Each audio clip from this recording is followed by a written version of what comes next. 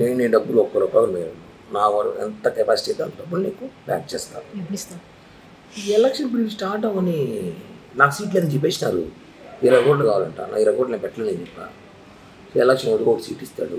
ఏదో రేపు గవర్నమెంట్ పోస్టులు 3 ల్యాండ్లు ఏదో ప్లాన్ చేస్తున్నాను. నేను వస్తాయి డబ్బులు ఇస్తాను. సీట్లు అని చెప్పేసినారు. కన్ఫామ్ చెప్పేసినారు. సీటు టీడీపీకి సుగుణంగా కన్ఫామ్ చేసిన అలయన్స్లో. ఆమె 25 కోట్లు 30 కోట్లు నాకు ఖర్చు పెట్టుకుంటా అని చెప్పింది. నా 20 కోట్లు అడుగు పెడతా ఉన్నారు, పెట్టలేదు సార్. ఏదో గవర్నమెంట్ నామినేట్ పోస్ట్ ఏంటని చెప్పాను. ఓకే అయిపోయింది. నేను రిలాక్స్ నాకు రాజకీయాలు కూడా పెద్దగా పని లేదు. ఏదో అప్పుడు ప్రెస్ మీట్లు లైవ్లు ఇచ్చుకుని షోలు చేసుకుంటూ ఉంటాను జనాల్లో. ఇది క్లియర్.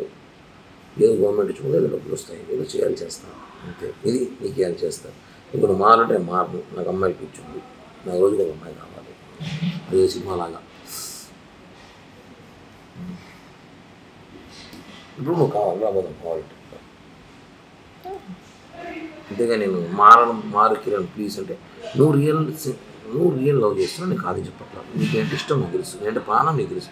కానీ నేను అలా చేయలేము, ఉండలేము. ఎందుకంటే నేను అందరినీ ప్రేమిస్తుంటాను. ఇప్పుడు సినిమాలో ఆరెంజ్ సినిమాలాగా పీరియడ్ 6 నెలలు ఒక 6 నెలలు ఒక సంవత్సరం ఒకరు కొద్దిగా ఎక్కువ అందరూ వెళ్ళిపోతారు. నా గురించి తెలుసుకొని నాకు తెలిసిన కొంత ఉంటారు. నేను వదిలేస్తుంటాను. ఓకేనా? అర్థం చేసుకో. నేను చెప్పాను ఓపెన్ కదా. నీకు చేరాలి, నేను చేరుస్తా. ఈ బ్లాక్ మెయిలింగ్, ఈ బెదిరింపులు చేత సేమ్ ఉంటుంది బాగా.